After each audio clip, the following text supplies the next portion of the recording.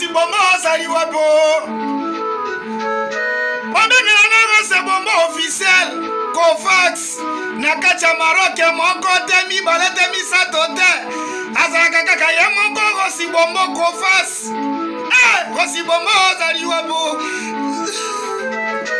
Voici Bombo Saliwapo. Voici Bombo Saliwapo. Kofax à Saliwapo. Voici Bombo Saliwapo. C'est Bombo officiel. Kofax. Nakacha Maroc mon côté mi balete mi satote. Azaka kaka ya mon ko si Bombo Kofax. Voici Bombo Saliwapo. Voici Bombo Saliwapo. Voici Bombo Saliwapo. Kofax à Saliwapo. Voilà, bonjour. Bande Konyoso, Bozali Baku, Yarona Nangai, Awana Rose Bombo officiel, en tout cas. Na pesibino Bambo Tebele, Bande Konyoso, Bozali Baku, vraiment Yarona Nangai, Awa, na Rose Bombo officiel, Bambo Tenabino Belé, ici Kanyoso yo, et Kozwa Mabino. Voilà, déjà, pour commencer, sincère condoléance Nangai na Ndekolanga ya Mobali, c'est-à-dire l'un des meilleurs artistes de sa génération, Pierrot Ndombasi. Tonton Loulou et dit merci d'Afrique Boloyang, Abongsi Bongo na ye. Vraiment, sincère condoléance na yo, tonton Loulou et dit merci d'Afrique. Et en passant, na pesipe mbote na o yangandeko, c'est-à-dire yangandeko ya motema, le président Geshospon Rocambole, voilà, Abu Dhabi Bilambe Belé, mbote na yo belé si vous allez Geshospon Rocambole Abu Dhabi Bilamba et Belé ndeko na ya motema, ndenge ezalaka toujours. Voilà. En tout cas, bandeko ba rotala ngai, eza passe mingi pe mawa eloba ngai moko. Baba Cook na famille Bota Boyanan. Baba Cook na famille Bota. Baba Cook na famille Bota Boyanan.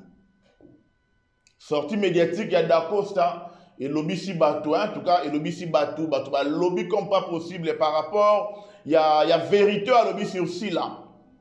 Parce qu'il n'a pas comprendre que Baba Cook apparemment dirait vous avez conduire de mon avis sur moi c'est une erreur. Bon, alors tout en combo na été bon, Beckham.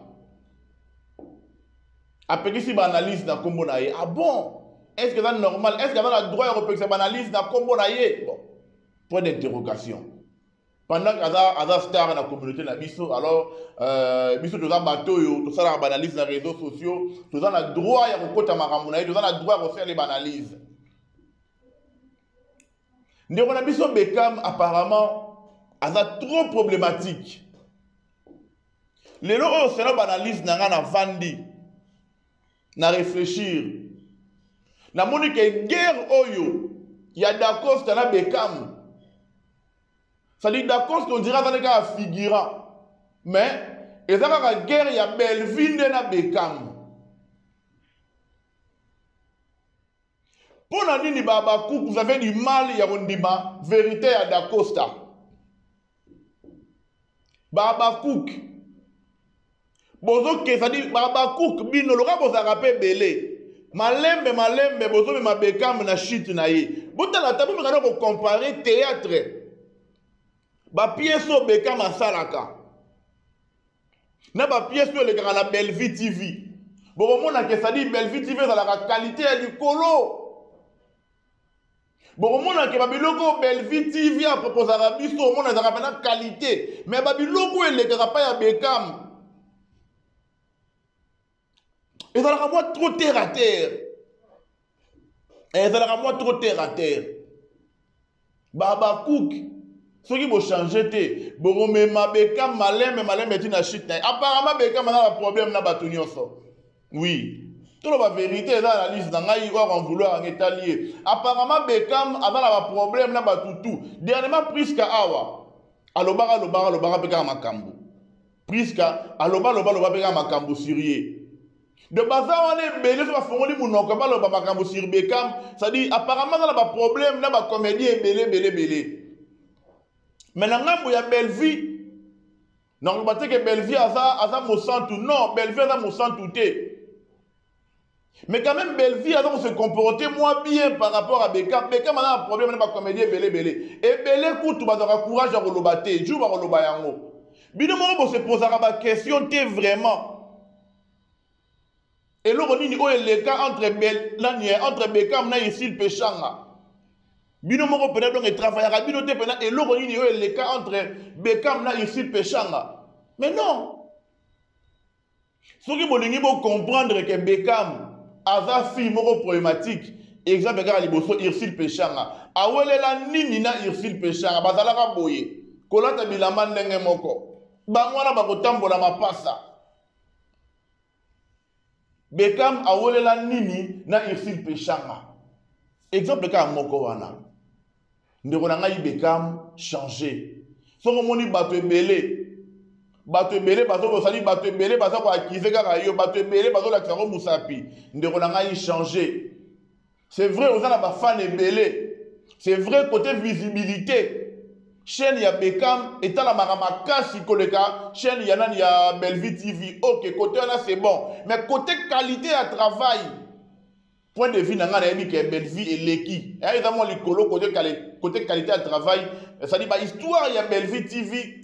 Ça dit et mettre rappela tina muté mais tika biso na ba émotion moko boye par rapport ya ba histoire ya Beckham. Ba ndeko na ngai ba comédien.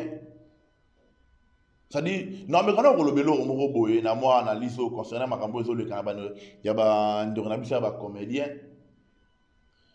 Ce qui ont tali ata, bana oyo Belleville bimisa. Ça dit facilement ba gena ko jouer na bango na ba chaîne mususu. Mais eza passe, bon ndika ba Gatbi wana. Ba Gatbi wana na ba Linda wana. Ba yo ka pe poso ko jouer na ba chaîne mususu. Mais apparemment, ça dit ba za na interdiction moko boye. Beckham fongolela bana motema tika bango bakene pe ko kabilenya sali bakene pe ko za mopepe ya libanda na makambo da Costa lobby nga na pesi na ngai torte alobi ne ka vérité mais le rôle ba congolais to supportera vérité te yango wana ah oui ça un point de vue na ngai hein tata moi si ya bana na ngai et c'est de Panama na yebi ke makambo yo sali yo za la trop na ba abakouk.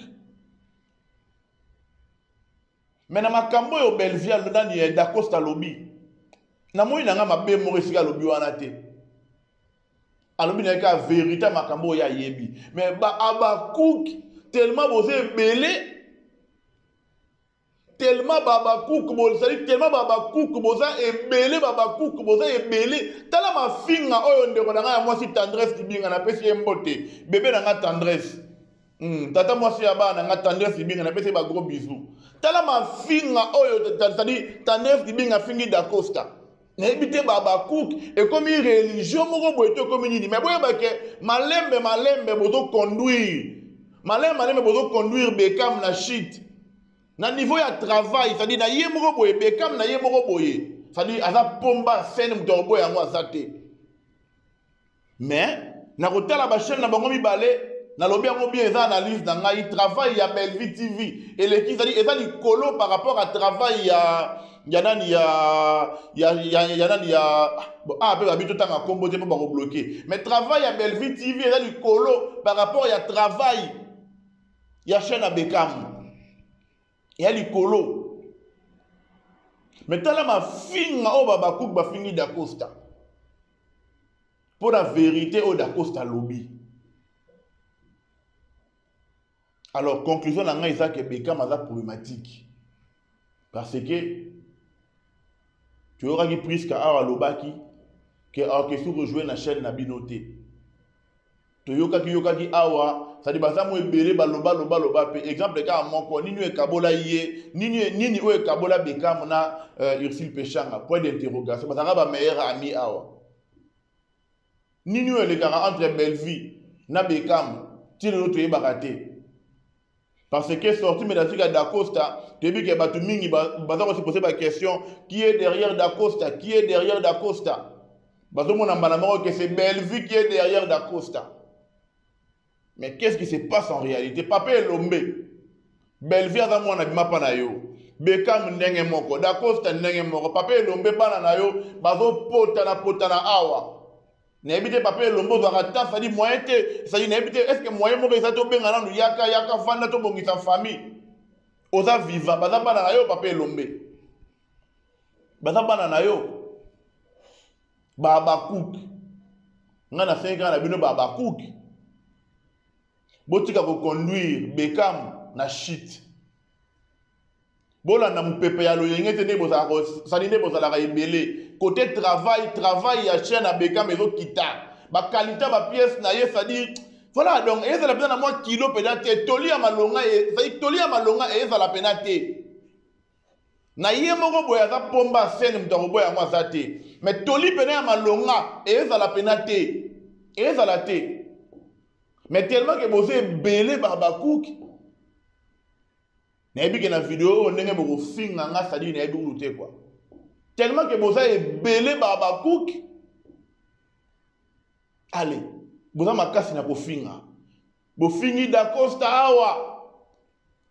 Ba maman bo excusez nga, bo fingi na ma belle ya moi si ya Da Costa. Bo fingi na sima ya moi si ya Da Costa. Bref, bo fingi na taille ya moi si ya Da Costa. Il y a un problème, tu es bossé belé. Ok, mais bon, il y a un baquet. Bon, quand on a date à l'élo, bozo conduire, Bekam malin, ben la chute nae. Parce que qualité côté travail et kita. Qualité côté travail et kita. Namoni ndeko lobby, batanga sou kombo na été, ndeko pekisi bato basala ba analyse, parce qu'on sa analyse na kombo na ye. Ok. Mais tant que Bekam on le gars des missions, je crois à Vincent. On le que ba fan ba diriger à bangoté. Mais tika ba fan ba sala ba ba sala ben ndenge na ba kaka. Les lones on comprendre que ba fan faut diriger bango. On peut que ça ba ba chaîne ba sala ba mission, ba tika otanga kombo ba tika ko finga ba tuna kombo na yo. Bande ko na ngai quelque part Bekam oui ba mission de la victime. O ba lingiete. Mais bota la peine no Bekam comportement na yeza ndenge ni l'enfer ba ninga na ye wana. Evangeli na yeza ndenge ni l'enfer ba ninga na ye. C'est aussi ça le problème. Mais côté qualité à travail en tout cas point de vue na nga muta vouloir ngaité. Qualité à Belleville TV ça likolo par rapport à qualité à y a ba pièce de les na chaîne à Bekam. Voilà, et ça moi likolo. Belleville TV ça dit on a pas d'émotion, au moins ça dit donc ba pièce peut-être tu comme on a ba maille na miss ou quoi.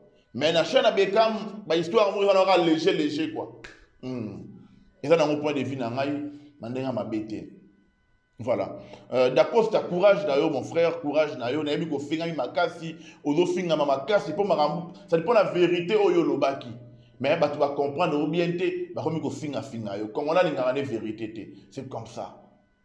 Voilà. Merci beaucoup na bandeko ba ozali bakwa otala ngai ara na Rose Mbo officiel. Bisous bye.